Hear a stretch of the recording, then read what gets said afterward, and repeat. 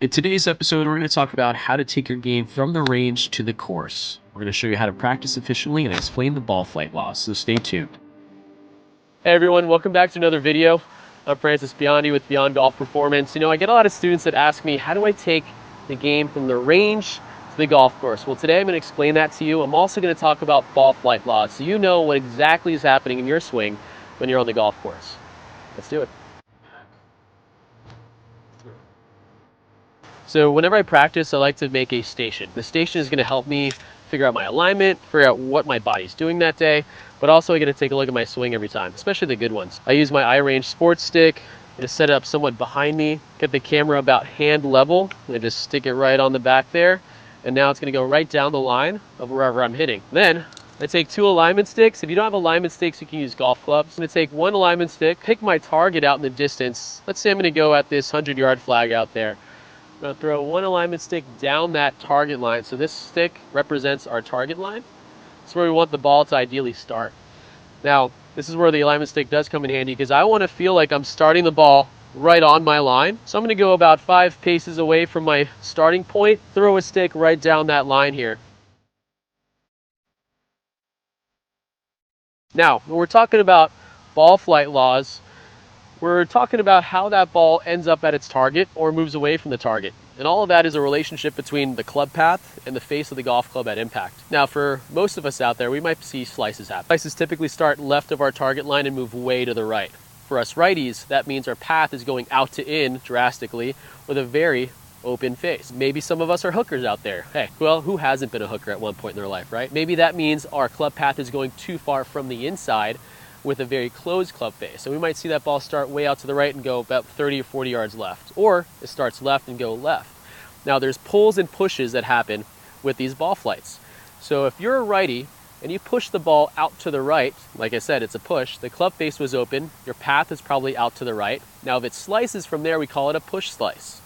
If it draws from there, we call it a push draw. If you pull your ball left of your starting line and the ball goes even more left, some people call that a double cross, that's a pull hook. If you pull the ball left of your starting line and the ball ends up back at your target to the right, we call that a pull fade. Now there are a lot of things that happen throughout all of these different ball flights, so I'm going to try to explain that to you right now. So auto detect is on. It's going to detect hopefully good swings today. I'm going to use a 7-iron here to kind of get us started. I like to warm up with just what I call 3/4 punch shots. I want to make sure that I'm feeling the club face strike the golf ball squarely. I'm going to start with a few balls here. I'm going to place my ball right down my target line, swing back and through. Now I'm going to set up another golf ball here. Now I want to start this ball just to the right of my target line. Remember, we have this alignment stick right down our target line. I like to imagine this stick when I'm out there playing. Because if I could start the ball 10 feet in front of me on a straight line, that means I should be able to hit a fairly straight shot when I'm out there on the golf course. So try to simplify your thoughts before you get to the course. Bring a drill like this onto the course in your mind's eye. And we can see that ball start to the right of the target and end up right over that 100-yard flag. And my divot that I'm drawing is a couple of degrees more out to the right. And that's what I'm always checking here. I'm always checking my divots. If you have the opportunity to be on a grass range, really take advantage of that. Or when you're on the golf course, start looking at it. Am I picking the golf ball? Am I taking a divot? If you're not taking a divot, chances are that club head is rising somewhat through your swing or through your strike. If you're taking too steep of a divot, chances are maybe your body is getting a little bit too far forward, dropping those hands a lot from the outside. I, for sure, am going to think about this alignment stick in front of me as I try to go out there and break 30 on the front 9. You with me? Today, talking about ball flight laws as we try to break 30 from the front tees. We're off the greens today. It's about 4,800 yards total on the front 9. Pretty short, although the course gets tighter the closer you get to the hole. So, although I want to play very aggressive today because I really want to go low and kind of show off for you guys, I do want to be a little conservative. So what I'm going to really focus on today is my breath work, how I visualize the shots, and talking through the shot shape. So I'm going to try to call each shot before I hit it. Hole 1, it's about 295 to the center of the green. The wind's with us. I'm going to hit a pull fade. Try to get right to the center of that green. So just like I was on the range, and I feel like I'm keeping the face slightly open, I'm actually going to open my stance just a little bit to make sure the ball starts left of my line and right over the right center of that tree. Keep the face open throughout. Full fade engaged. Exactly what I wanted to do. Slight pull with an open face. And guys, we bombed it. We're about 20 yards past the green. I brought out the 60-degree K grind and the low bounce to kind of cut through some of this grass. So I'm thinking to myself, lean into my front side, open face, like medium trajectory shot here.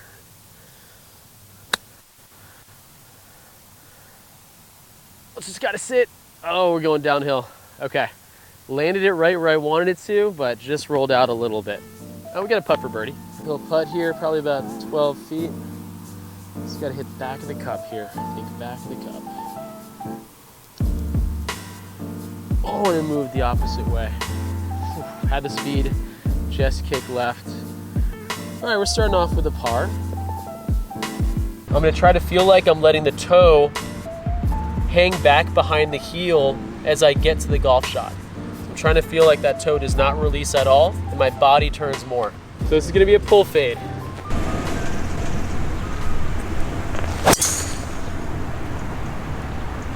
How's that, Carlos? That's beautiful. It's right at it. All right. It's that easy. All right, we got about 50 yards left here.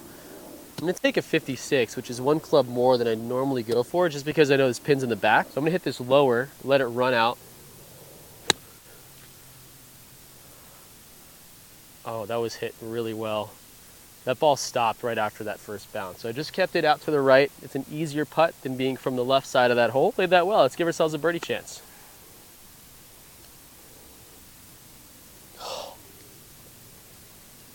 I didn't hit it hard enough.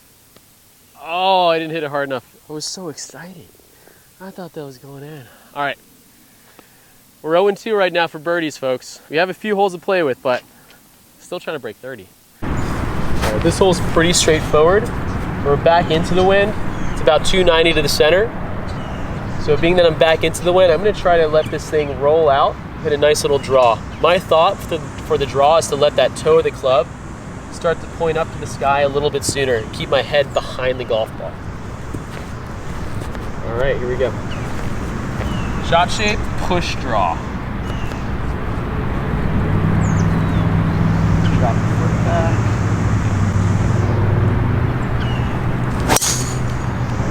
And I did. Oh, it's started right at the pin. It's just like 5 yards, 8 yards left. I should be pin high, folks. That was hit really well. And that tee didn't move. See, if the tee doesn't move, then you hit up on it. That's what we're looking for. Just this right here. We don't want to do that. Sweet. Our tee shot ended up just left of the green. So hit that pretty well into the wind. What I'm doing first is I'm checking out the lie. I take my club that I want to use. I got a 56 here. I just lightly tap around the grass to get a feel for how much that ball is sitting up. Being that it's not down in that rough too much and it's in a decent lie, I feel like I can get underneath this shot. So I'm gonna play a little bit of like a medium to higher spinny shot. So come walk with me, let's talk this out. I'm gonna pace out how many paces it takes for me to get to the green, so it's about 6 or so. And then I'm gonna look at the rest of this. So if I hit the ball just past this sanded down area, the ball should run out. And I know this grain goes away from me. So anything that hits the grass, hits the green, is just gonna keep rolling. It's not gonna check too much. So I'm imagining this ball. I want to give this ball a chance of going in. I want to make up for those 2 lost birdies we almost had. And I want to just land it about maybe 15, maybe 12 paces on the green. So I'm thinking that as I walk through the whole shot. Now, some of y'all might be thinking, oh, it's taking too long. But no, you do this while your playing partners are shanking it across the green playing ping pong. So now you're ready to go. Ball slightly forward in my stance, slightly open face. I feel like I'm hitting this little pull cut that we were working on the range with. Let's see if I can give this a chance to go in. I'm giving it a chance, it doesn't go in. Okay, but I am 1.5 feet away from the hole with a chance at birdie. Let's go knock that in. Even though this is a tap in, and this could be a gimme, we might be waiting for our buddies to give this to us. Still feels good when you make it. And anytime you get a chance to touch your ball, you do it. You know, touch your ball. Because there's so much dirt on this ball that I had no idea was underneath it, that I could totally knock this offline. So, give it a quick wipe, usually bring a towel up with you. This wasn't too bad. Line it up, go through your typical routine as if this were a 12-foot putt for birdie. Come through it, 2 practice strokes, see the ball go in the back of the cup, and we move on. There we go. 1 under through 3. Let's keep it going, folks.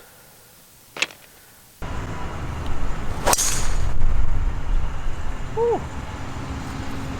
So in my head I said push draw. What I ended up doing was hitting a pull fade. So sometimes it just happens where our body sets up incorrectly, and even though we're thinking of that exaggerated motion, we still make a shot that still gets out to the fairway. So no worries on that. Well, I mean, we laced that ball down here, kind of took advantage of that wind, hit it over 300 yards. Now we got about 70-ish yards to the pin. Pin's in the back.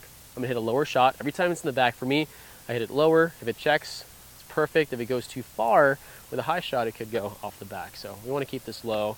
I'm thinking 70-yard shot. I'm gonna try to hit a little draw here. So remember we talked about push fading, right? Or push drawing. Remember what we talked about when we were talking about push draws. Remember when I talked about push draws? We want to keep the center of our chest more ahead of the golf ball. Felt really good. Is it enough? I mean, oh, stop spinning. That wasn't bad though. That's almost all the way back there. What do you guys think? Think I can break 30? I mean, we're only 1 down after 3. Let me know below. No, I'm not telling the hole to shh. I'm actually gauging a 2 here, just a little bit out to the right. Find my line, trust it. I like to look at the target when I make my practice swings. Step right into it. Oh, I thought that was going in. Man, that ran past the hole. Okay, that was for, dang y'all, that was for eagle. That was for eagle. Okay, you can walk away with a birdie here. That happens a lot. You might have that too, where you think about your shot so much that it's in the past. All right, let's think about this birdie putt. Birdie. We walked off with a birdie. All right, 2 under. Let's keep going. We need all the birdies we can take, guys. Let's go bird hunting. Straight shot.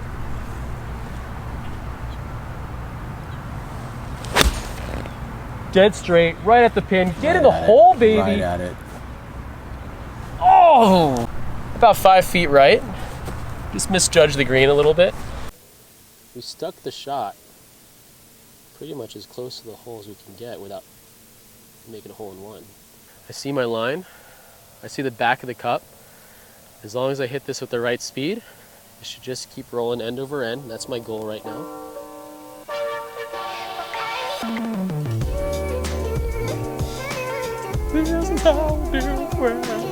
So I'm gonna hit a full fade here.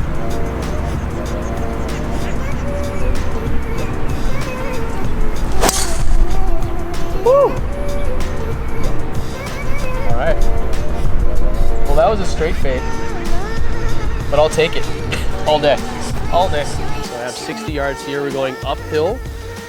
Pins like middle back, and I can see this little landing area. I could just imagine this low-shaped draw hit into the hill on the upslope and just roll up and trickle in. So I'm gonna try to feel like I'm covering this golf ball. Literally, that just means keeping a majority of my body, my mass, getting to the left side as a righty, the left side of the golf ball, as I'm sweeping my club through the shot. So I'm gonna feel this little push draw, just like I was working with on the range. So I imagine my little alignment stick 10 feet in front of me, sticking up in the air. I just want to curve the ball around that alignment stick. So my thought here is weight on the front foot, let that toe turn over as I swing through this shot. So it's about 60 yards from like here to here, I'd say. I'm just gonna feel it out. Throw a little feel ski out there, you know?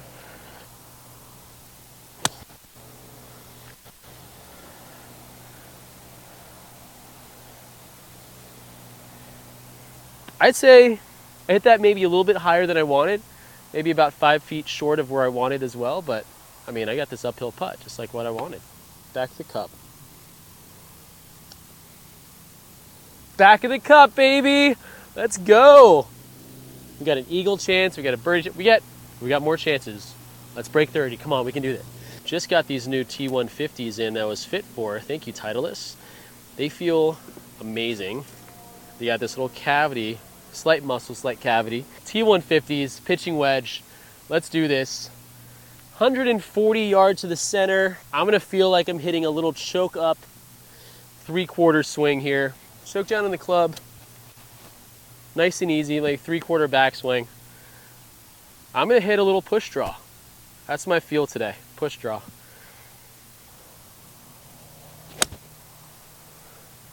It pushed, it's trying to draw. Get over that! Okay. Pin high. I missed the green. All right. So I had the right distance. The ball landed right about 140, but pushed it a little bit, or just didn't get that kick left like I liked. I'm gonna pace this out. So I'm gonna walk this out here.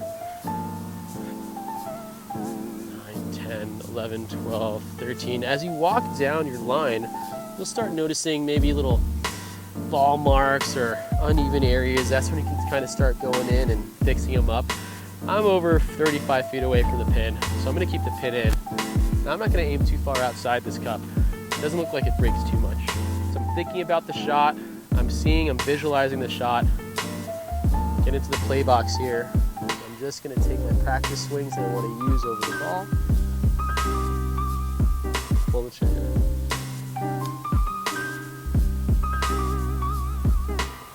Oh my. Oh my God. That was the best. Thanks for that tip, by the way, because you reminded me of something that I like to preach on, is take no longer than 5 seconds over the ball, right? So thanks, Carlos, for reminding me that. It definitely made me feel more confident over that lag putt. I felt like I thought the least amount I've ever thought over a 30-plus footer on that putt. We need an eagle and a birdie. Let's do this. I use 18 birdies. You can use different apps out there to give you the distances, but just download it, keep your score on it, track your stats, but also see where the widest part of the fairway is. Because if you can be more aggressive, you're gonna be able to shoot lower scores. So don't just think, okay, I wanna hit a 3-iron here just to keep it in play, but your driver could be erratic, but it's just tight enough to be able to get down that fairway and be okay, like hit the driver. So I'm noticing here, it's better to be more aggressive on this par 5 than to lay up in front of the tree that's about 240 out there. So I'm gonna be aggressive, play to my push draw strength that's really working out today. And there you go, that's my shot, push draw. Woo! Oh yeah, that stays in play, we are good to go. Here's a situation, I hit the ball pretty well here, rolled out, push draws go further for me too. So I got about 70, 75 yards here to the front half of the green. The pin is tucked up front. I could miss it short, but my play here is to be aggressive and not miss it too short. I don't want to go too far. Typically for a 70-yard shot, I like to use a 56 just to keep it low. But in this case, being that the pin's so far up front on that green, it's really tucked in there, I want to hit a higher shot.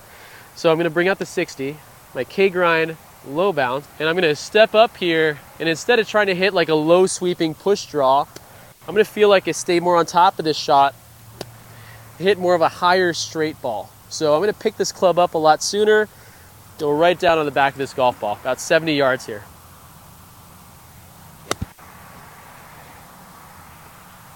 Just a little left of where I wanted it, but I did pull that shot just a hair. Still, good outcome.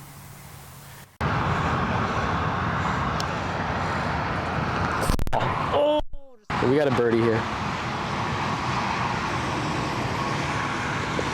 Okay. I mean, right at it. Come on, sit on it. Go, go. Oh, I think I'm just a little bit too far. Keep it above the hole.